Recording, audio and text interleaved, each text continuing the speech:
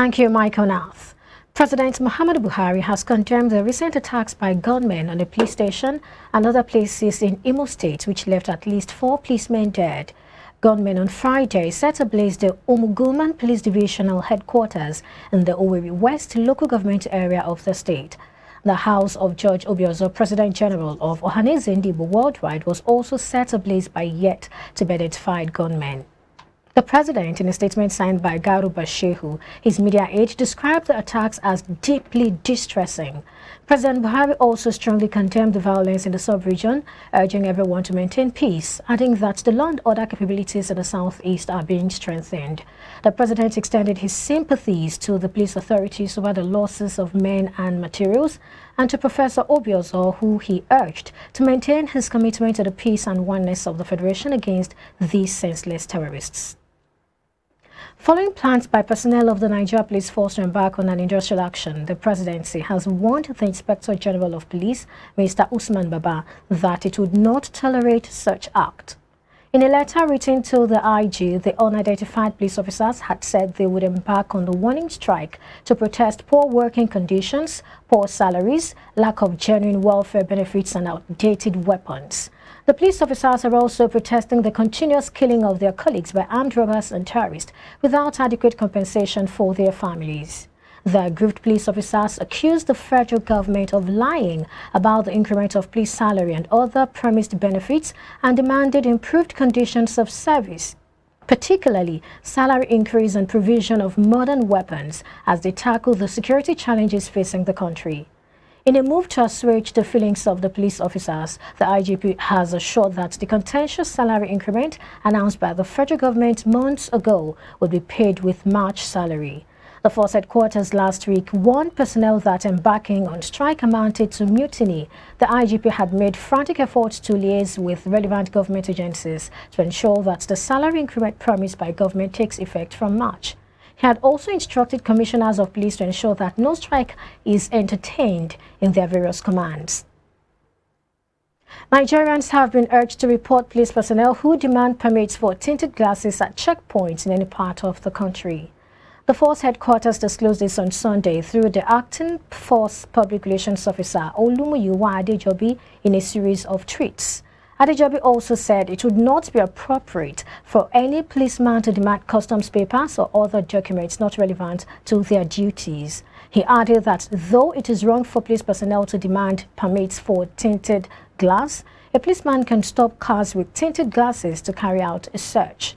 Adejobi added that police personnel at checkpoints and on routine patrols are only allowed to demand vehicle licenses, driver's licenses, and certificates of insurance, especially for private car owners. He said requesting for the allocation of number papers from car owners was unnecessary, especially when such vehicles have been registered.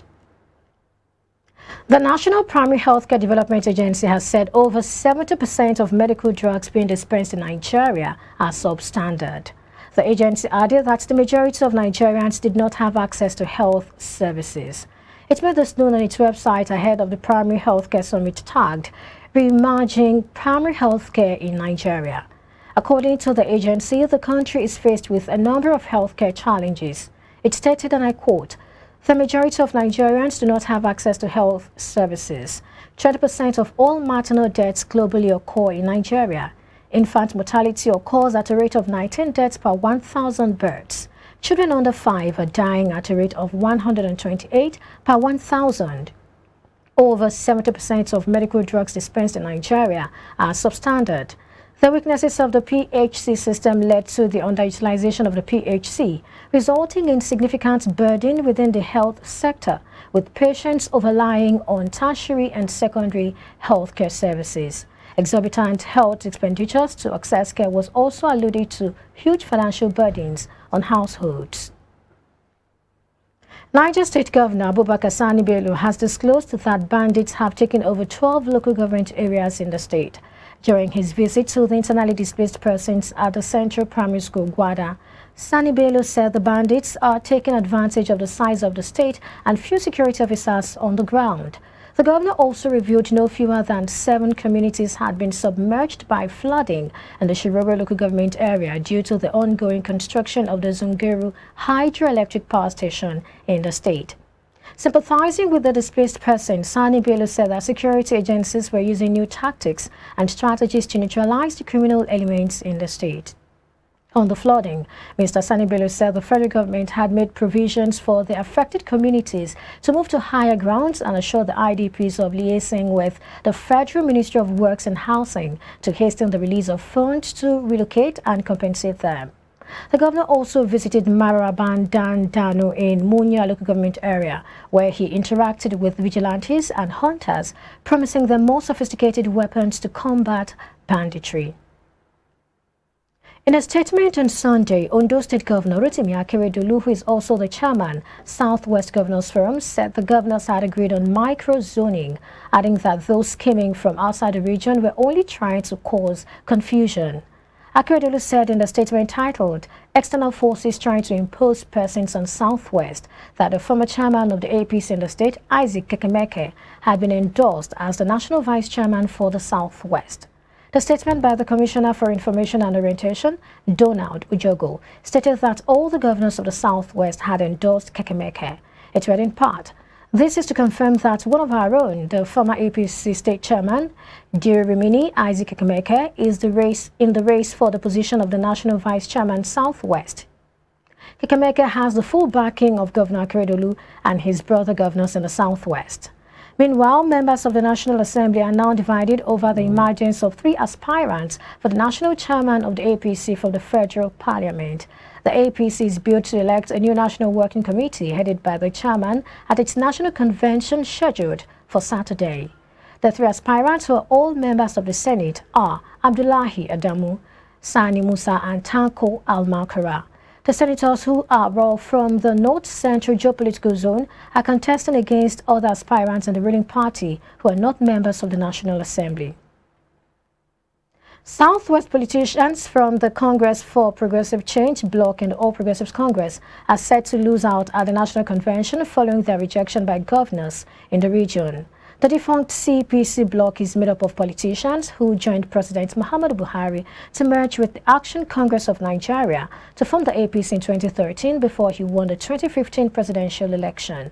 A former Minister of Communications, Adebayo Shitu, who is running for the National Secretary of the APC, and Executive Director, Niger Delta Power Holding, Ife Oyedele, were being registered by the APC governors in the Southwest. It was also learned that a former chairman of the Senate Appropriations Committee, Iyola Omishiri, might be endorsed as the National Secretary ahead of a former Oyo State Commissioner for Finance, Zacchaeus Adedeji. The need to engineer change through increased youth participation in national discourse was the focus of a lecture series organized in Ibadan. Panelists at the event lauded the coordination and remarkable unity of purpose displayed by Nigerian youth during the 2020 NSAS movement, which they said sent a strong signal to government to brace up and put the wheel of change of our nation in acceleration. The regulation is diametrically opposed to reality we are facing in the society. The only way, no matter how you are going to, whether you sọ̀rọ̀ sókè or you sọ̀rọ̀ sísàlẹ̀ or you sọ̀rọ̀ sáàrin, anywhere you are sọ̀rọ̀ sí, we will just be dramatizing until you engage in active politics. The youth, when they are united, are massive and have a power, latent power that no force, no political force can afford to play with. But the political elites continue to prey on the divisions among the youth. The political elites continue to prey on the fact that the youth are always divided along ethnic reasons, along religious reasons, at times for monetary reasons. And what is important is that the youth of Nigeria needs to be conscious. It's about time we stand up, we speak. And how can we speak? By engaging community activities. The youth want change. But what's the price that you're paying? When people support you financially, or whichever way, and you get elected, they sit on your neck and want to dictate to you, and that's what makes them godfather. When Obama was running for president in America, $1, people contributed $1. He didn't go for big money people. Right? And so if youths want to really help themselves, they can also do without Nigerian type godfathers. Contribute 10 naira to 2 naira, 10 naira. It's a lot of money. By the time you put it together, elect one of your own. Get them to register. Ife indigents have on Monday morning resumed protest at the gate of the Bafemi Awolowo University Ile-Ife, disrupting the free flow of movement in and out of the campus. The group since Thursday, March 17, had begun protesting against the non-appointment of Ife Indigene as the Vice-Chancellor of the university. The Governing Council of Obafemi Awolowo University Ile-Ife on Thursday had announced the appointment of a Professor of Agricultural Economics from the university's Faculty of Agriculture, Adebayo Bamiri, as the new Vice-Chancellor.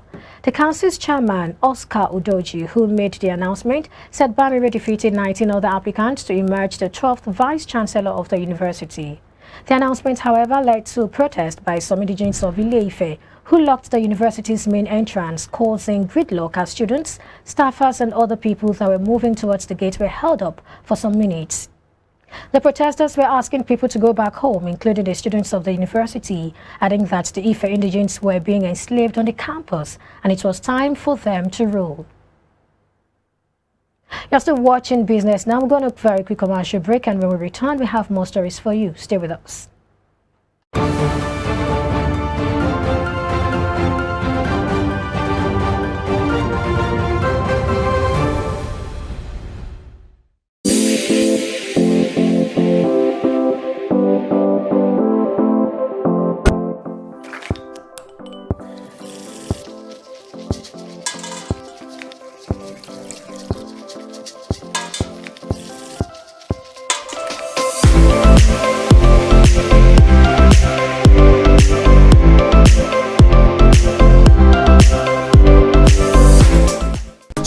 Dry Cleaners Limited, professional dry cleaners, best in dry cleaning and laundry services that meets the needs of our consumers. Yeah, Swift Dry Cleaners Limited. Swift Dry Cleaners Limited. Swift Dry Cleaners Limited.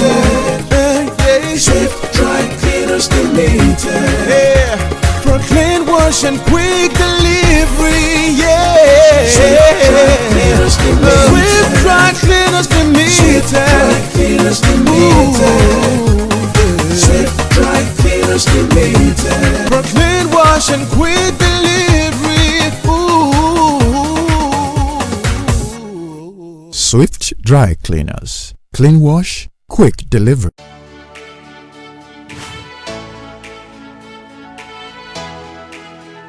Most people don't understand the magic of a perfect skin, the allure of a well-pampered skin. We bounce from skincare products to skincare products, from spa to spa.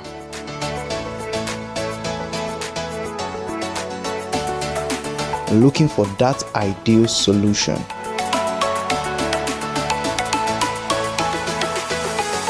I found the solution.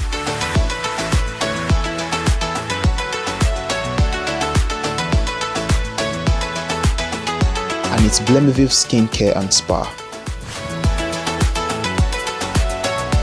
My name is Neil, and I'm proud to be a part of the Blemiville family.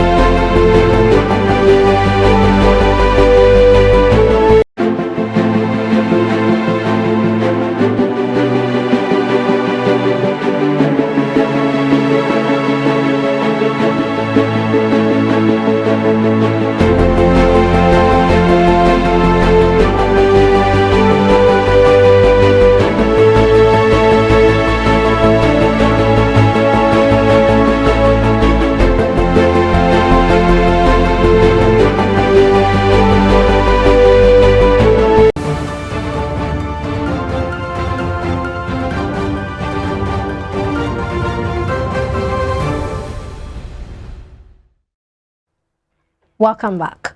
Nigeria imported durum wheat worth 1.29 trillion naira in 2021, representing a 71.1% increase compared to 756.92 billion naira recorded in the previous year, and more than triple the 401.31 billion naira recorded in 2019. This is based on Nigeria's foreign trade data released by the National Bureau of Statistics, NBS. According to the NBS report, durum wheat import accounted for 6.2% of the total import bill recorded in the review year, representing the second highest contributor to Nigeria's import bill and the highest imported food item. Durum wheat is a variety of spring wheat that is typically grinded into semolina and used to make pasta, bulgur, noodles, and bread, all of which are highly consumed meals in Nigeria. A further look at the data shows that durum wheat imported in 2021 represents the highest on record. The surge in wheat import could be attributed to the supply gap in the country and improved demand in the domestic market. However, the recent invasion of Russia in Ukraine has sent the prices of wheat to record high, further affecting the global wheat supply value chain. A team of experts from the World Bank had adjudged the port concession model of the federal government that was rolled out in 2006 as the best in Africa. The World Bank team stated this during a working visit to the Nigerian Port Authority (NPA) head office in Lagos.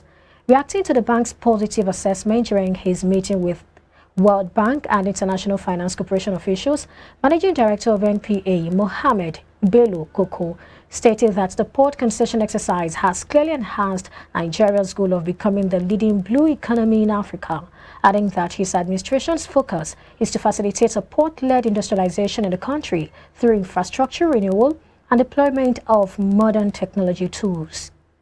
The World Bank and IFC delegation expressed both organizations' willingness to work with NPA in the improvement of port infrastructure under a public-private partnership arrangement between the authority and the other third parties. They equally requested for a project tracker report on the actions and milestones recorded in the port concession program so far. And now in Africa, unidentified armed attackers killed at least 11 Burkinabe soldiers and wounded 8 more in Burkina Faso's eastern region on Sunday. The region is among those hit by rising insecurity as jihadist groups with links to Al-Qaeda and Islamic State seek to gain control over once peaceful territories in West Africa's Central Sahel region. There are no further details on the latest attack, with the government yet to react to the report. The junta seized power in a January coup against President Roch Kabore, blaming him for failing to contain surging violence by Islamist militants that has killed thousands of people and forced more than 2 million to flee their homes in the Sahel. Thousands of Tunisians rallied in the capital on Sunday, which is the country's Independence Day, to protest against President Kais Saied and consultations over constitutional reforms proposed by him. It is the latest in a series of demonstrations in the North African country since Saied seized a host of powers after dismissing the government and freezing parliament on July 25th. Critics have dubbed the move a coup, and rights groups have warned that the country, seen as the only democracy to emerge from the Arab Spring protest, is sliding towards autocracy. Sunday marked the final day of an online poll launched by Saied in January in a process to help rewrite the country's constitution, with results set to be presented to the committee of experts. So far, only 508,000 people, about 7% of the 7 million eligible voters, have taken part, according to official statistics. A referendum on the constitutional reforms, which Saied hopes will bolster his authority, is scheduled for July, exactly a year after his power grab, with parliamentary elections scheduled for December. Demonstrators also called for the release of the former head of the Bar Association, Abderazik Kilani, arrested in early March on the orders of a military court on charges of disturbing public order with intent to obstruct the application of the law. The International Organization for Migration, IOM, revealed on Sunday that the death toll from a migrant shipwreck off Tunisia at the weekend rose to 25, amid fears that 35 others on the same boat have drowned. It said the vessel was carrying 60 migrants, most of them from Syria and Tunisia. This is the latest migrant ship disaster off Tunisia. In recent months, several people have drowned off the Tunisian coast, with an increase in the frequency of attempted crossings to Europe from Tunisia and Libya towards Italy. Hundreds of thousands of people have made the perilous Mediterranean crossing in recent years, many of them fleeing conflict and poverty in Africa and the Middle East. Ukraine on Monday described the situation in Mariupol as very difficult and said it had been unable to establish a new safe corridor to evacuate civilians from the besieged city after it defied a Russian ultimatum to surrender. Russia's military had ordered Ukrainians inside the southeast city to surrender by 5 a.m., that's 300 GMT, saying that those who did so would be permitted to leave through safe corridors. Mariupol, a port on the Azov Sea, was home to 400,000 people before the war. It has been under siege and bombardment with no food, medicine, power or fresh water since the early days of Russia's invasion on February 24. Ukraine had earlier reached an agreement with Russia on creating 8 humanitarian corridors to evacuate civilians from besieged towns and cities on Monday, but Mariupol was not among them. Efforts to reach Mariupol with humanitarian supplies have continued to fail as the city has come under heavy fire. The foreign ministers of Lithuania and Ireland on Monday asked the European Union to step up sanctions on Russia to target its lucrative energy sector. Trying to force a Russian military withdrawal from Ukraine, the European Union and its Western allies have already imposed a series of sanctions, including freezing the Russian central bank's assets. The humanitarian crisis in the port city of Mariupol, where residents are besieged with little food, water and power, is increasing pressure on European leaders to toughen sanctions on Moscow. Baltic countries, including Lithuania, are pushing for an embargo as the next logical step, while Germany is warning against acting too quickly because of already high energy prices in Europe. Meanwhile, the U.S. President Joe Biden is due to arrive in Brussels on Thursday for summits with NATO's 30 allies, the European Union, and the group of 7, that's G7 format, including Japan, designed to harden the West's response to Moscow. The Kremlin has so far not been moved to change course in Ukraine by 4 rounds of EU sanctions imposed over the past 3 weeks, including on 685 Russians and Belarusians and on Russian finance and trade. A 5th round of sanctions will include adding more names to the EU blacklist.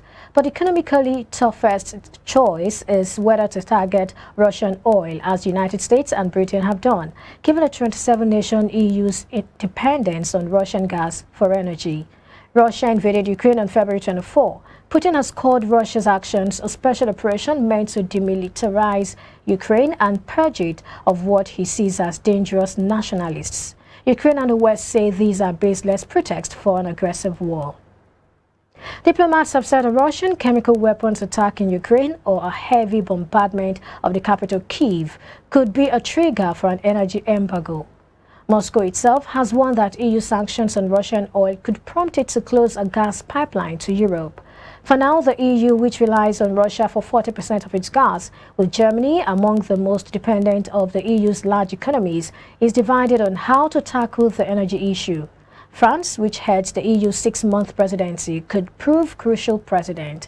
Emmanuel Macron has said that if the situation worsens even further in Ukraine, where thousands have been killed, millions displaced and some cities devastated by shelling, there should be no more taboos in terms of sanctions. EU defense ministers will also discuss a strategic compass, a new EU military strategy meant to adapt the bloc to a new geopolitical reality. In spite of Bitcoin's price falling significantly Monday morning after reaching a high of $42 last week, for $2,000 last week, BTC continues to trade above $40,000, while the leading altcoin, Ethereum, remains above $2,800. Bitcoin's net flow is also negative as traders move their funds away from exchanges. There may be a supply shock in the future when demand for the pioneer crypto asset reaches 2021 levels due to previously massive outflows during the correction period. You're still watching Business Now. My name is Perpetua Fasame-Peter. Thanks for watching this segment, and now it's back to Michael Nath.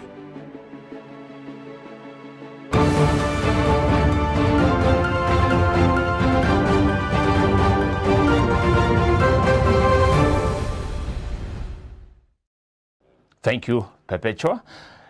Next is entertainment business.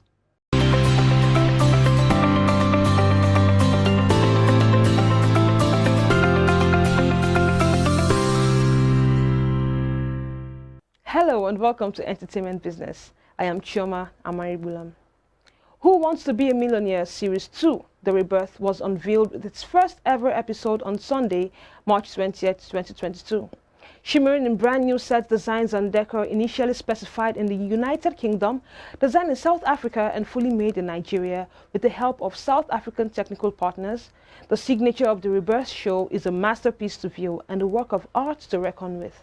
According to Hakeem Kondoti, the CEO of BLK Huts, who are the show producers, there are 3 main types of sets for Who Wants to Be a Millionaire. The show's production is under license from Sony Pictures Television with a new staggering prize money of 20 million naira. It is set to revolutionize the history of television production in Nigeria, Africa, and the world. And away from that to the movies, The Batman is the #1 movie at the domestic box office for the 3rd weekend in a row. That achievement is not surprising because March has been relatively light in terms of new releases. But even though there hasn't been much competition, The Batman has managed impressive week-to-week holds. The movie collected $36.8 million from 4,302 theaters between Friday and Sunday, a 45% decline from last weekend. Spider-Man No Way Home, even after 3.5 months on the big screen, was no slouch, pulling in $3.2 million from 2,585 screens. After this weekend, the comic book epic has generated $797.56 million at the domestic box office. It is only a stone's throw from becoming the 3rd movie in history to cross $800 million in North America, following Avengers Endgame, which made $858 million, and Star Wars The Force Awakens, which made $936 million. And it's a wrap on entertainment business. I am Chioma Amari Wulam.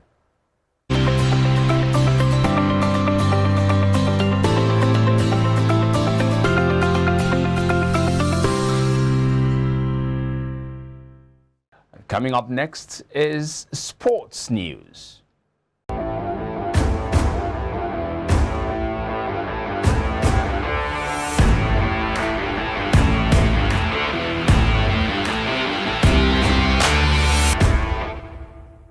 On sports business at this hour, with all bids in for Chelsea Football Club, the decision-making process is expected to quickly produce a new owner. Though there were as many as 200 interested parties, the number of submitted bids was expected to be more like 10 to 15. The deadline for offers was Friday.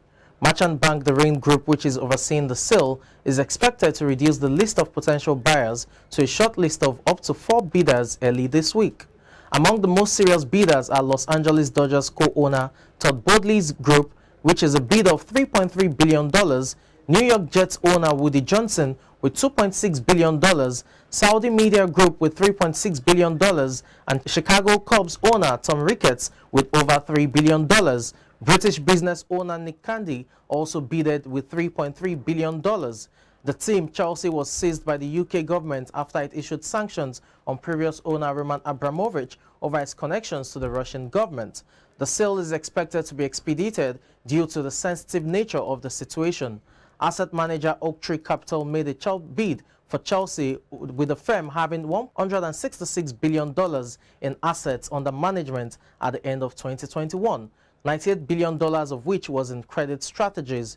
Oaktree owns League Two club Caen and was one of 4 private equity firms to bid on a slice of League One's media rights. Another private equity firm, Ethel Partners, said it made a $2.6 billion bid for Chelsea.